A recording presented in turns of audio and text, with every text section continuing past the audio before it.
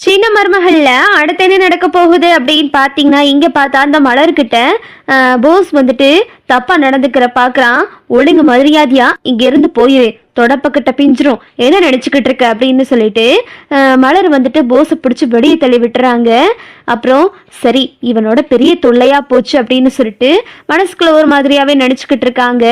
அப்புறம் பார்த்தா இங்கிட்டு போஸு, சேது, கணேஷு, அப்புறம் நம்ம கருப்பு எல்லாருமா சேர்ந்து பார்ட்டி வச்சுக்கிட்டு இருக்காங்க. ஒட்டு மொத்தமாக சேர்ந்து குடிச்சுக்கிட்டு கும்மாளம் போட்டுக்கிட்டு இருக்காங்க.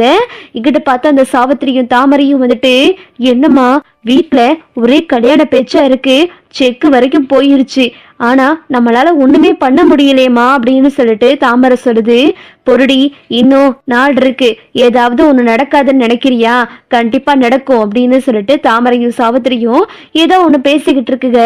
இங்க பார்த்தா சித்ராவும் நம்ம ஈஸ்வரியும் வந்துட்டு, அடியே அந்த செக்க அந்த கிழவி வாங்கிருச்சுடி, கை கெட்டினது வாய் கெட்டாம போயிருச்சு, கொஞ்சம் விட்டுருந்தா அந்த செக்கை வாங்கியிருப்பேன், 1 கோடி ரூபாய் அப்படின்னு சொல்லிட்டு ஈஸ்வரி வந்து பதையா பதைக்குது. உடனே சித்ரா சொல்லுது, அம்மா விடுமா, எப்படியா இருந்தாலும் நமக்கு தானே பெரியப்பா கொடுக்க போறாரு, எதுக்கு நீ கவலைப்பட்டுக்கிட்டு இருக்க, எப்படியும் இந்த கல்யாணம் நடக்க போகுது, அந்த 1 கோடி ரூபாய் நம்ம போஸுக்கு கிடைக்க போகுதுமா அப்படின்னு சொல்லிட்டு சித்ரா பேசிக்கிட்டு இருக்கு. இங்க பார்த்தா பார்ட்டியில காவியா நந்தினி அடிக்கடி போன் பண்ணிக்கிட்டே இருக்காங்க. ஒரு நிமிஷனே, நான் காவியாவை போய் பார்த்துட்டு வரேன் அப்படின்னு சொல்லிக்கிட்டு இருக்கான். அந்த பார்ட்டியில வந்துட்டு காவியா ஓயாம போன் பண்ணிக்கிட்டே இருக்காங்க. அந்த போஸ் வந்துட்டு காவியா போனை பார்த்ததுமே பதறி அடிச்சு, அண்ணனே ஒரு நிமிஷனே, காவியா போன் பண்றா, நான் பேசிட்டு வந்துடுறேன் அப்படின்னு சொல்லிட்டு போஸ் போன் எடுத்துட்டு ஓடி போயிடறான்.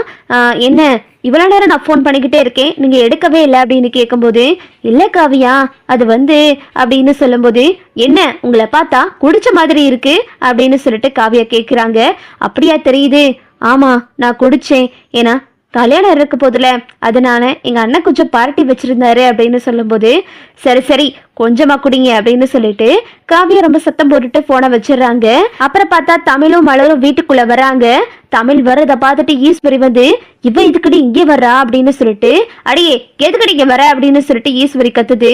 நான் ஒன்னும் உங்ககிட்ட பேச வரல அப்படின்னு சொல்லிட்டு தமிழ் வந்துட்டு, மாமா ஒரு நிமிஷம் மாமா, உங்ககிட்ட ஒரு முக்கியமான விஷயம் பேசணும், இங்க பாருங்க மாமா, இது மலரக்காவோட 10வது மார்க் ஷீட், இதுல அவங்க எவ்வளவு மார்க் எடுத்திருக்காங்கன்னு பாருங்க, அவங்க அடுத்து வக்கீலுக்கு படிக்கணும்னு அவங்க ஆசைப்படுறாங்க மாமா, அதனால அவங்க படிக்கிறதுக்கு நீங்க உங்களோட அனுமதியை கொடுக்கணும் அப்படின்னு சொல்லிட்டு தமிழ் கேட்கவும் ராஜாங்க யோசிச்சுக்கிட்டு இருக்காரு.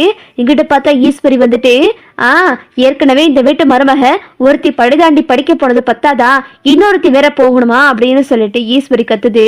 உடனே தமிழ் சொல்றாங்க, இவங்க ஒன்னும் இப்போ இந்த வீட்டு மருமக கிடையாது, நீங்க உங்க பழைய நினப்ப தூக்கி போடுங்க அப்படின்னு சொல்லிட்டு தமிழ் சத்தம் போடவும் அப்படியே ஈஸ்வரி கப்பிச்சுப்பு நாப்பாயிருது.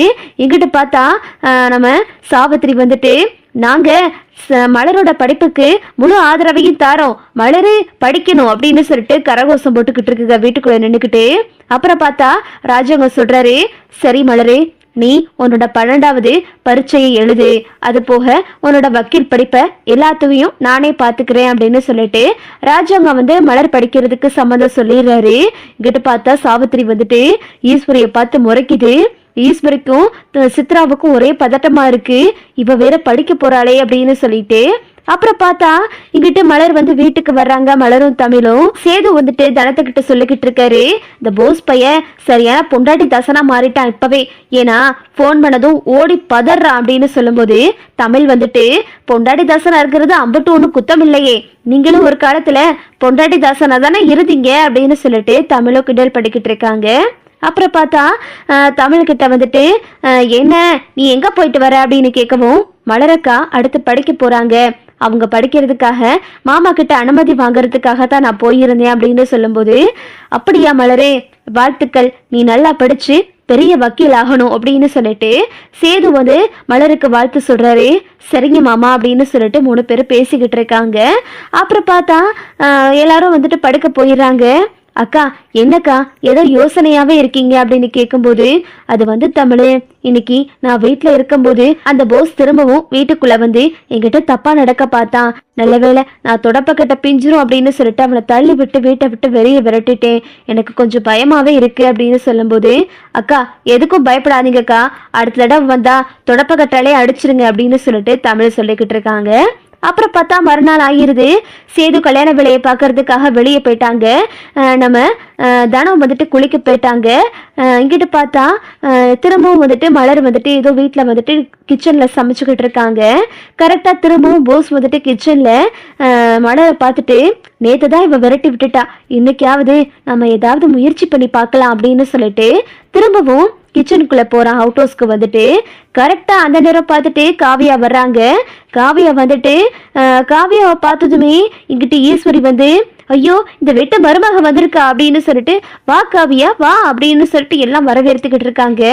என்னம்மா திடீர்னு வந்திருக்க அப்படின்னு கேட்கும்போது, இல்லத்த இந்த மாதிரி நான் போஸை பார்க்க வந்தேன், திடீர்னு போஸுக்கு ஒரு சர்ப்ரைஸ் விசிட் கொடுக்கலான்னு வந்திருக்கேன் அப்படின்னு சொல்றாங்க. என்னம்மா திடீர்னு வந்திருக்க, போஸ் எங்க அப்படின்னு சொல்லிட்டு போஸை தேடிக்கிட்டு இருக்காங்க. போஸை பார்த்தா ஒரு இடத்துலையும் காணோம். அடியே போஸுக்கு போன போடுறீ அப்படின்னு சொல்லிட்டு சித்ராவுக்கு வந்து சொல்லவும், சித்ரா ஃபோன் பண்ணா யாருமே போனை எடுக்கவே இல்லை. அப்புறம் பார்த்தா இருமா எங்கன்னு பார்ப்போம் அப்படின்னு சொல்லும்போது, இருங்க ஆண்டி நானே போய் பார்த்துட்டு வரேன் அப்படின்னு சொல்லிட்டு வெளியே வந்துட்டு காவியா வந்து வெளியே வீட்டை சுத்தி பார்த்துக்கிட்டு இருக்காங்க. கரெக்டா அவுட் ஹவுஸுக்கு வர்றாங்க. அவுட் ஹவுஸ்ல பார்த்தா இங்க மலர்கிட்ட வந்து கையை பிடிச்சி வம்பம் பண்ணிக்கிட்டு இருக்கான். இந்த ஒரு தடவை எனக்காக நீ இனிமே நான் உன்னைய எதுவும் தொட முடியாது, உன்கிட்ட ஆசையா கூட பேச முடியாது, உன்னைய எனக்கு ரொம்ப பிடிக்கும், ஆனாலும் நீ என்னை விவாகரத்து பண்ணிட்ட அப்படின்றது ஒரு காரணத்துக்காகத்தான் நான் உன்னை விட்டு விலகி இருக்கேன், ஆனாலும் நான் உன்னை இப்போ ரொம்ப காதலிக்கிறேன் அப்படின்னு சொல்லிட்டு போஸ் வந்து மலர்கிட்ட சொல்லிக்கிட்டு இருக்கிறத காவியா பாத்துறாங்க. டேய் ராஸ்கல் அப்படின்னு சொல்லிட்டு அந்த இடத்துல காவியா வந்து போஸ அடிச்சு போறாங்க. இதை பார்த்துட்டு ஈஸ்வரி வந்து, ஐயோ இவனுக்கு என்ன பண்ணாலும் புத்தியே வராது, இப்படி போய் அலையிறானே கிடந்து, ஏன்னா இப்படி பண்றானோ, பல நழுவி பாலை விடுகிற சமயத்துல இவ வேற ஏதாவது பண்ணி வச்சிடறானே. ஆமா காவியா இவ ஏதோ குடிச்சிட்டு தெரியாதனமா பண்ணிட்டாமா, நீ அதெல்லாம் பெரிய மனசு பண்ணி எடுத்துக்கிறாதம்மா அப்படின்னு சொல்லும்போது, ஒரு நிமிஷம் யாரு என்கிட்ட பேசக்கூடாது, நான் முடிவு பண்ணதான் இவன் பாட்டுக்க குடிச்சிட்டு என்ன வேணா பண்ணா நான் அதை ஏத்துக்கிற முடியுமா? எனக்கு போய் பேசுறவங்களை கண்டாலே சுத்தமா பிடிக்காது. இவனை பார்த்தா பக்கா ஃப்ராடு மாதிரி இருக்கு. இவனை கல்யாணம் பண்ணிட்டு என்னால வாழ முடியாது. அங்கிள் சாரி அங்கிள், நான் இங்கிருந்து கிளம்புறேன் அப்படின்னு சொல்லிட்டு காவியா கிளம்பிக்கிட்டு இருக்காங்க. காவியா ஒரு நிமிஷம் காவியா, நான் ஏதோ புத்தி கெட்டு போய் பண்ணிட்டேன் காவியா, என்ன மன்னிச்சிரு காவியா அப்படின்னு சொல்லிட்டு காவியாவை காலில் விழுந்து போஸ் கதறிக்கிட்டு இருக்கான். ஈஸ்வர் வந்து போஸை போட்டு அடிச்சு, அடி லூசு பயலை, உனக்கு விவாகரத்து ஆயிருச்சுடா, அந்த பொண்ணு உனக்கு நிச்சயம் பண்ணியாச்சு, இன்னும் 2 நாள்ல கல்யாணம் நடக்க போகுது, அதுக்குள்ள என்னடா உனக்கு அவசரம், இவகிட்ட எதுக்குடா போன, இவ ஒரு வேலைக்காரிடா அப்படின்னு சொல்லிட்டு ஈஸ்வர் வந்து லபோ திப்போன்னு கத்திக்கிட்டு இருக்கு. இதுதான்டா சாக்கு அப்படின்னு சொல்லிட்டு சாவித்திரி வந்து, என்ன மதனி நீங்க பாட்டுல ஏதோ பேசிக்கிட்டு இருக்கீங்க, ஒரு பொண்ணுக்கு தான் கண்ணு முன்னாடியே தன்னோட கல்யாணம் பண்ணிக்கிற போற பையன் இன்னொரு பொண்ணோட இருக்கிறத பார்த்தா யாருக்குமே கோவம் வருமா என்ன? ஆமா காவியா நீ பண்றதா சரிமா, நீ இவனோடலாம் வாழாத அப்படி இப்படின்னு சொல்லிட்டு காவியா கிட்ட ஏத்தி விட்டுக்கிட்டு இருக்கு இந்த சாவித்திரி. நான் யாரு சொல்றதையும் கேக்குறதா கிடையாது அப்படின்னு சொல்லிட்டு காவியா நந்தினி வந்து அங்கிருந்து கார் எடுத்துட்டு கிளம்பிடுறாங்க. என்ன பண்றதுன்னே தெரியல, என்ன போஸ் இதெல்லாம் அப்படின்னு சொல்லிட்டு ராஜு அங்க வந்து போஸ் அடிச்சு போடுறாரு. யானை தான் தலையிலேயே தான் மண்ணலி போட்டுக்கிற மாதிரி நீயும் உன் வாழ்க்கையில மண்ணலி போட்டுட்டியடா பாவி அப்படின்னு சொல்லிட்டு ஈஸ்வரி லபோ திப்போன்னு கத்திக்கிட்டு இருக்கு. இங்கிட்ட பார்த்தா அப்பத்தா வந்து, நம்ம என்னதான் இவங்களுக்கெல்லாம் நல்லது பண்ணணும்னு நினைச்சா கூட அவங்களே அதெல்லாம் கெடுத்துக்கிருவாங்க யார் அரசாங்கம், விடு என்னதான் நடக்குதுன்னு பாப்போம் அப்படின்னு சொல்லிட்டு அப்பத்தா சொல்லிக்கிட்டு இருக்காங்க. இதுதான் அடுத்தடுத்து நடக்க போகுது. ஓகே விவோஸ், இந்த வீடியோ உங்களுக்கு பிடிச்சிருந்தா லைக் பண்ணுங்க, ஷேர் பண்ணுங்க, மறக்காம நம்ம சேனலை சப்ஸ்கிரைப் பண்ணிக்கங்க. தேங்க்ஸ் ஃபார் வாட்சிங்.